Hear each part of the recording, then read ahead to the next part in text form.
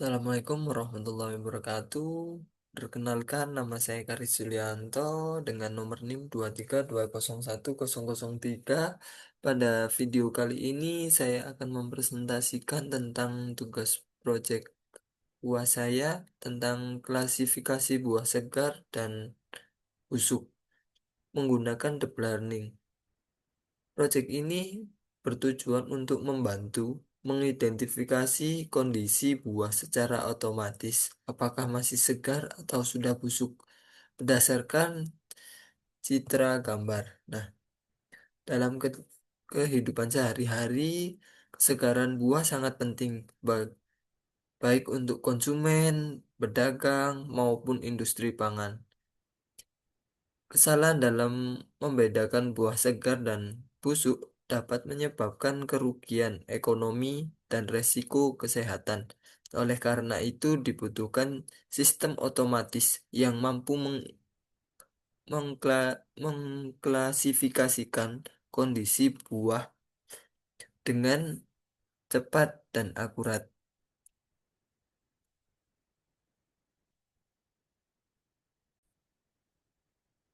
Nah, selanjutnya di sini kita masuk ke aplikasi RoboFlow. Nah, RoboFlow apa itu RoboFlow? RoboFlow adalah platform untuk mengelola dataset computer vision mulai dari upload data, anotasi, argumentasi hingga ekspor dataset ke format yang siap digunakan untuk training model deep learning.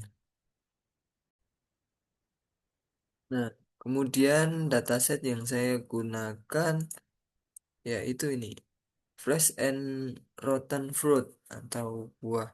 Nah, nah, sebentar. Nah, di sini untuk, nah ini untuk try-nya dan ini untuk validnya dan ini untuk tesnya. Dan di sini saya menggunakan dua kelas yaitu fresh dan rotten saja.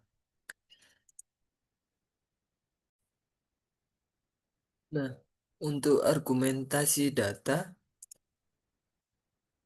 ah, untuk argumentasi data meningkatkan kemampuan generalisasi model. Saya menerapkan teknis au- argumentasi.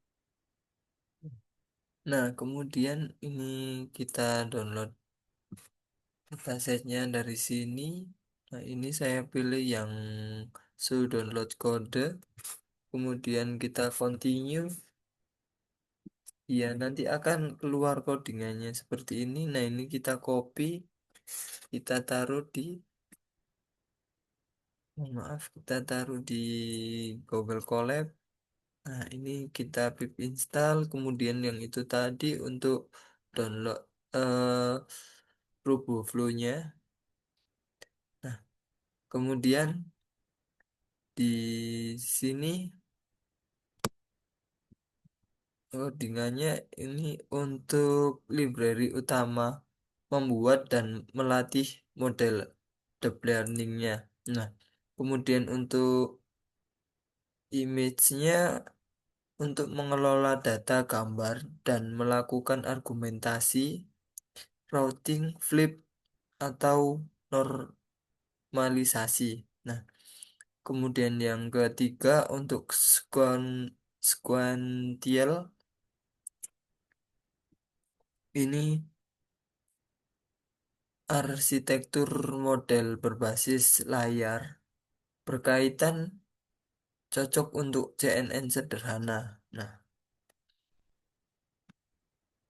kemudian untuk selanjutnya untuk menentukan folder datasetnya. Nah, di sini ada train data untuk melatih model, kemudian valid data untuk validasi saat training agar bisa mengecek overfitting, kemudian ada tes. Ini data untuk evaluasi akhir setelah model dilatih.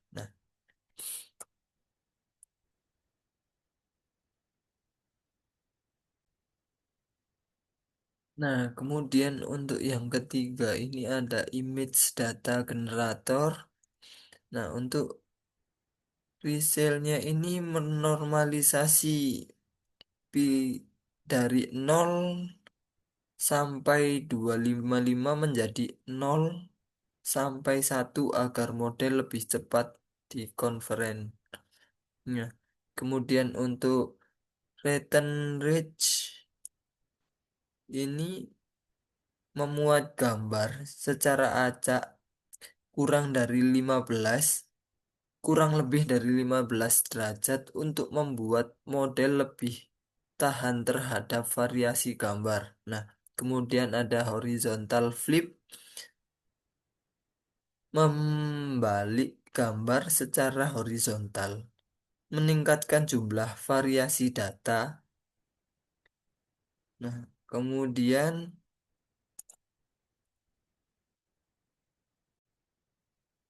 nah, kemudian selanjutnya yang keempat ada load data, dataset, yaitu untuk flow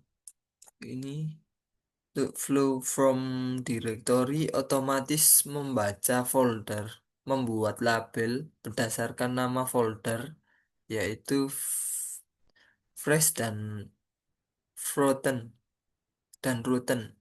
Nah, kemudian untuk target size ini semua gambar diubah ukurannya menjadi 224 kali 224 agar konsisten. Nah, kemudian ada bird size, melatih model 32 gambar sekaligus dalam satu iterasi. Nah, kemudian ada kelas model ini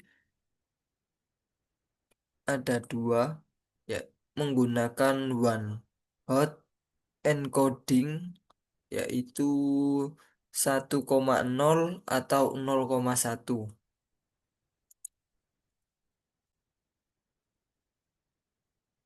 Kemudian kita ke lanjutnya kelima arsitektur JNE-nya. Nah, di sini ada conv 2D, filter 2, filter 3 kali 3, 32 fitur awal, ekstraksi pola dasar seperti tepi dan garis. Kemudian ada max pooling, mengecilkan dimensi gambar. Kemudian untuk conv 2D yang 64 ini belajar fitur lebih kompleks. Misal fitur lainnya tadi. Kemudian eh, yang complete model ini penjelasannya untuk optimizernya menggunakan Adam, algoritma optimizer populer, cepat, dan otomatis menyesuaikan learning rate-nya. Kemudian untuk loss-nya cocok untuk klasifikasi multi kelas atau dua kelas tersebut. Kemudian yang ketiga ada matrix. Nah,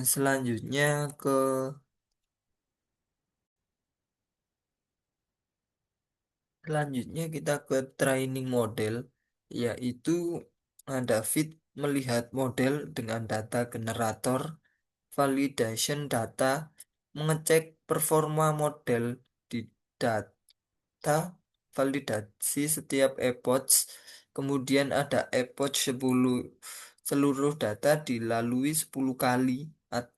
Kemudian history, menyimpan data, akurasi, dan loss setiap epoch agar bisa dievaluasi. Kemudian ada visualisasi akurasi. Ini membuat grafik akurasi agar bisa dilihat apakah model belajar dengan baik, kemudian interpretasi train, naik model belajar dengan data training, kemudian selanjutnya yang 9 ini adalah simpan modelnya. Menyimpan model agar bisa digunakan di aplikasi web tanpa perlu training. Nah,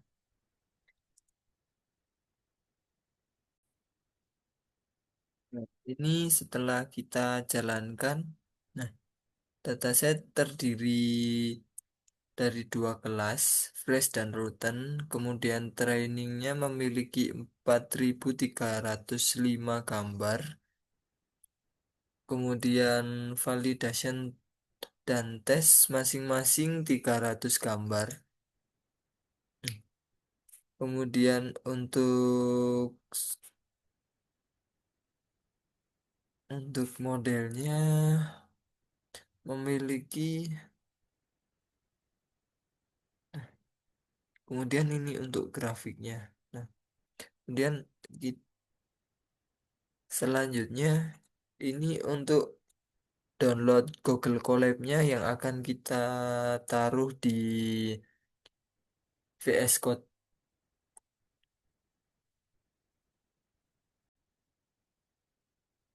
Nah, di sini yaitu kode dari Streamlit-nya secara detail. Nah, kemudian di sini yang atas ini untuk import library-nya. Streamlit ini library untuk membuat aplikasi web interval dengan Python. Kemudian ada NumPy untuk mengelola array gambar sebelum dimasukkan ke model. Kemudian ada libimage untuk membuka dan memproses gambar. Kemudian yang keempat ada load model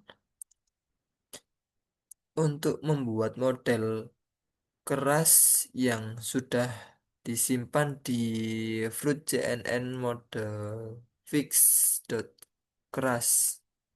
Hmm. Kemudian selanjutnya ada load model, yaitu membuat model JNN yang sebelumnya sudah dilatih dan disimpan di Google Colab yang tadi, yaitu ada dua kelas, fresh dan routen. Nah, kemudian selanjutnya ada judul aplikasinya,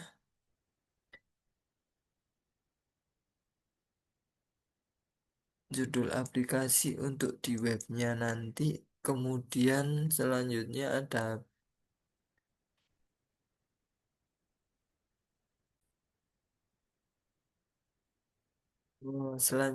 ada pilihan input, upload gambar atau kamera. Nah, di sini ada upload gambar, pilih dari komputer, kemudian kalau kamera ambil langsung dari kamera perangkat komputer tersebut juga bisa. Nah, kemudian untuk inputan gambar. Nah, untuk st.file uploader memungkinkan pengguna menggunakan gambar. Kemudian untuk st-image menampilkan gambar yang diupload ke web. Nah, untuk proses selanjutnya yaitu ada proses gambar.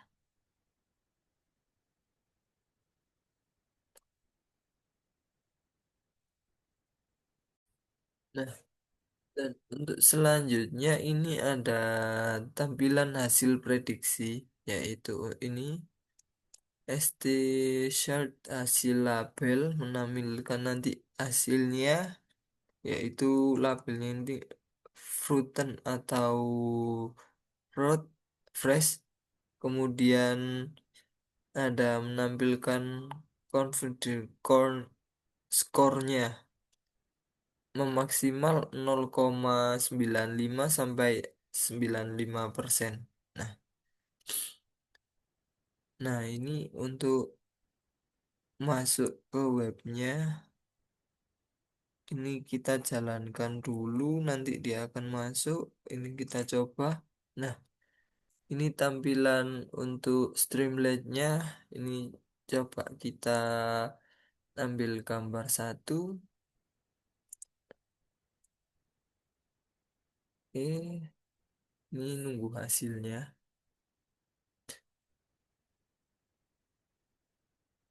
Nah, ini hasilnya harusnya fresh ya. Ini hasilnya fresh. Nah, mungkin itu saja. Sekian dari saya. Kurang lebihnya mohon maaf dan terima kasih. Wassalamualaikum warahmatullahi wabarakatuh.